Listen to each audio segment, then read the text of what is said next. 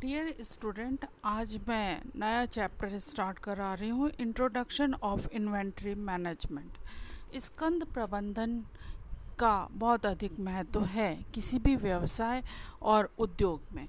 स्कंद किसे कहते हैं? स्कंद का अर्थ है सभी सामग्री, कच्चा माल, तैयार भाग, घटक, प्रक्रिया में या तैयार उत्पाद, कास्टिंग और उपभोग्य उपकरण, इलेक्ट्रोड आदि हो सकते हैं। संगठन के बहीखाता पुस्तकों पर दर्ज की जाती है और अपने स्टोर या गोदामों में कुछ समय के लिए रखी जाती हैं। स्कंद का मतलब ये है कि कुछ भी कच्चा माल, तैयार माल, कोई भी कल पुर्जे सामान, कास्टिंग, इलेक्ट्रोड, उपभोग्य सामग्री, जो ऑफिस में काम होने वाले कागज, पेन, ये सभी चीज़ें स्कंद के रूप में किसी संगठन के बहीखाते में दर्ज की जाती हैं, क्योंकि पुस्तकों में इन्हें दर्ज करना आवश्यक होता है और स्कंद कुछ समय के लिए किसी भी व्यवसाय में रहता है। उसके बाद में वो उसका उपभोग कर लिया जाता है। कुछ परमानेंट सामग्री होती हैं, जैसे मशीन है, कुछ कलपुर्जे हैं जो परमानेंट है, वो हमेशा रहते हैं, कुछ समय कुछ वर्षों के लिए रहते हैं। जब वो टूट जाते हैं या स्क्रैप ख़त्म हो जाते हैं तो उनको फेंक दिया जाता है, परंतु उसकी एंट्री हमेशा किस में रहती है? पुस्तकों में रहती है। इसलिए स्कंद एक संगठन का एक अनिवार्य हिस्सा है। प्रत्येक उद्योग व्यवसाय की चिंता, हालांकि बड़ी या छोटी है, कुछ स्कंद को बनाए रखना है।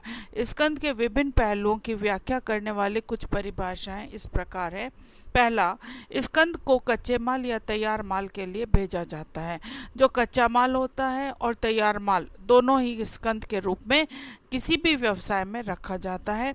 संगठन की पुस्तकों में दर्ज सभी वस्तुओं, पुर्जों, सामग्रियों, प्रक्रिया या तैयार उत्पादों को भंडार में रखा जाता है और स्कंद नामों की सूची है जिसमें पूर्ण विनिर्देशित मात्रा या धन योग्य वस्तुओं के मूल्य होते हैं। ये आपको समझने की आवश्यकता है कि स्कंद जिसकी कि हम सूची बना रहे हैं, पुस्तकों में जिसकी एंट्री कर रहे हैं, वो उसकी मात्रा कितनी है और उसकी मूल्य कितने हैं, दोनों की एंट्री उसके अंतर्गत की जाती है। स्कंद को एक वर्णनात्मक सूची या आइटम समान के रूप में परिभाषित किया गया है जो प्रत्येक आइटम की मात्रा और धन मूल्य देता है। इन्वेंट्री में कच्चे माल, अर्ध तैयार उत्पाद, प्रक्रिया, आविष्कारों में काम, तैयार भागों, घटकों और तैयार अंतिम उत्पादों आदि का उपयोग या विपणन की प्रतीक्षा में भंडारण में शामिल होता है।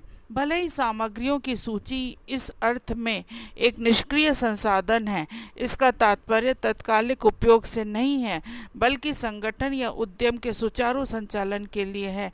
कुछ सूची का रखरखाव आवश्यक होता है। जो भी सामग्रियां सूची के अंतर्गत लिखी गई हैं वो निष्क्रिय संसाधन है, परंतु कुछ साधन ऐसे होते हैं जिनका तत्कालिक उपयोग नहीं होता है। कुछ सामग्री ऐसी है जिनका तत्कालिक उपयोग नहीं होता है, परंतु वो संचालन के लिए आवश्यक होती हैं, इसलिए उनका रखरखाव किया जाता है। तो स्कंद बहुत ही महत्वपूर्ण भूमिका अदा करता है किसी भी उद्योग और व्यवसाय में। स्कंद के कार्य या विशेषताएं। स्कंद की परिभाषा से यह स्पष्ट है कि यह कच्चे माल, अर्ध तैयार और तैयार उत्पादों, स्टॉक का उद्यम व्यवसाय संगठन द्वारा बनाए रखने से संबंधित होता है। इनमें निम्न बिंदुओं की अवधारणा पर हम कार्य की व्याख्या करेंगे। आविष्कार कुशन के रूप में सेवा करते हैं। पहला है, आविष्कार कुशन के रूप में सेवा करते हैं।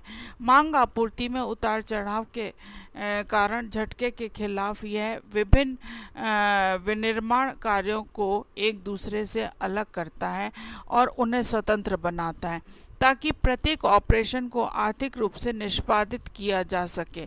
स्कंद इन उतार चढ़ावों को अवशोषित करती है और अवांछित उत्पादन को बनाए रखने में मदद करती है। इसके अलावा कच्चे माल की खरीद, ऑर्डर की तैयार उत्पादों के वितरण में से स्वतंत्र रूप से किया जा सकता है और इन दोनों गतिविधियों को कम लागत के संचालन को कच्चे माल का आदेश देकर और छोटे बेचियों की तुलना में एक बड़े लॉट में उत्पादों को वितरित करके कहा जा सकता है।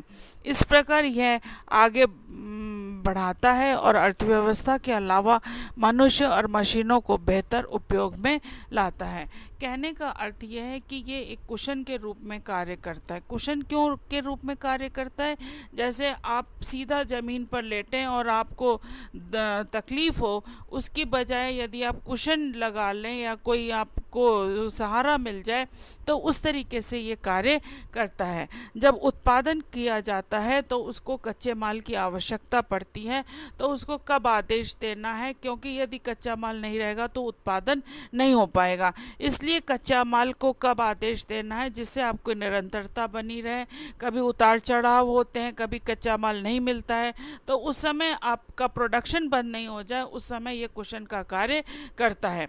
इसी तरीके से यदि भंडारण में निर्मित माल है तो आदेश अधिक आने पर भी उसका वितरण किया जा सकता है। इस तरीके से ये अर्थव्यवस्था और मशीन को बेहतर बनाने का उपयोग में लाने का कार्य करता है। स्कंद किसी भी उद्यम के लिए आवश्यक बुराई है। क्यों बुराई है? क्योंकि बनाए रखने के लिए मूल्यवान स्थान, पूंजी और अन्य ओवरहेड्स की आवश्यकता होती है। यदि आप किसी भी स्कंद को बनाए रखेंगे तो भंडारण में वो पड़ा रहेगा, और ऐसी स्थिति में आपको स्थान की भी आवश्यकता होगी, पूंजी की भी आवश्यकता होगी और ओवरहेड्स की भी ज़रूरत पड़ेगी। जब तक स्टॉक का उपभोग नहीं होता है तब तक वह पूंजी निष्क्रिय पड़ी रहती है और इन्वेंट्री के बिना संगठन का सुचारू संचालन संभव नहीं होता है। चाहिए भी इन्वेंट्री, तो ऐसी स्थिति में इन्वेंट्री निष्क्रिय पूंजी के रूप में है, इसलिए इसे हम बुराई के रूप में भी कह सकते हैं। इसके बाद आता है स्कंद उत्पादन अर्थव्यवस्था प्रदान करता है। वांछित मात्रा में आप खरीद सकते हैं, पूंजी का स्टॉक अर्थव्यवस्था को लाते हैं, इसलिए थोक खरीद पर भी आपको छूट मिलती है। कई बार आप जब ज़्यादा कच्चा माल खरीदते हैं तो आपको छूट मिलती है। जैसा कि मैंने आपको पहले भी बताया, निर्विघ्न और कुशल उत्पादन प्रवाह का रखरखाव करता है। निर्णय लेने के लिए प्रेरक प्रभाव का निर्माण है। यदि नीति निर्माण में प्रेरक प्रभाव प्रदान करता है। यदि थोक इन्वेंट्री प्रदर्शित की जाती है तो व्यक्ति को और अधिक खरीदने के लिए लुभाया जा सकता है। जब आपको छूट मिल रही है तो आप अधिक खरीद सकते हैं। निम्नलिखित बिंदु एक संगठन के स्कंद को महत्व देते हैं।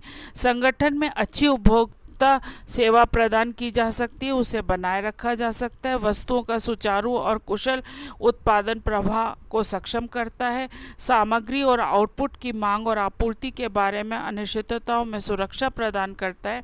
विभिन्न उत्पाद गतिविधियां स्वतंत्र और आर्थिक रूप से की जा सकती है और मशीनों का और मनुष्यों का बेहतर उपयोग कर सकते हैं। थोक खरीद के साथ छूट भी पा सकते हैं।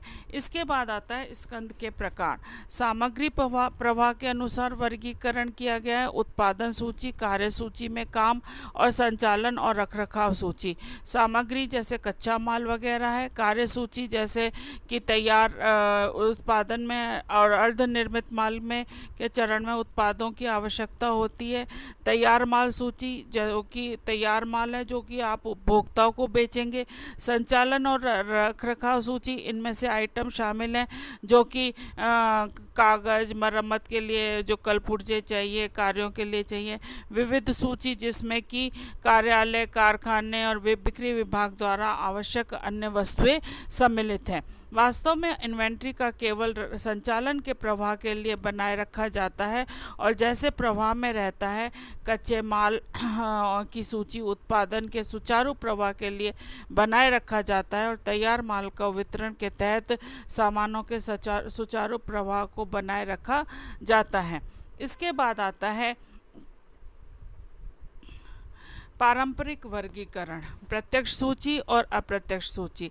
प्रत्यक्ष सूची में घटकों के बाद किसी भी रूप में और किसी भी रूप में सामग्री शामिल है जो वितरक या उपभोक्ताओं को वितरित या वितरित किए जाने वाले मुख्य अंतिम उत्पाद के रूप में होता है। अप्रत्यक्ष सूची जिसके अंतर्गत अंतिम उत्पाद का पूरा होना संभव नहीं है। ये उत्पाद के दौरान आवश्यक तरल पदार्थ के और उपभोग्य वस्तुओं को काट सकते हैं। और तैयार उत्पाद सूची सूची वितरण प्रणाली के बाजार में जो बेचने के लिए है, और खरीदे गए भागों की सूची अंतिम उत्पाद को असेंबली के समय में रख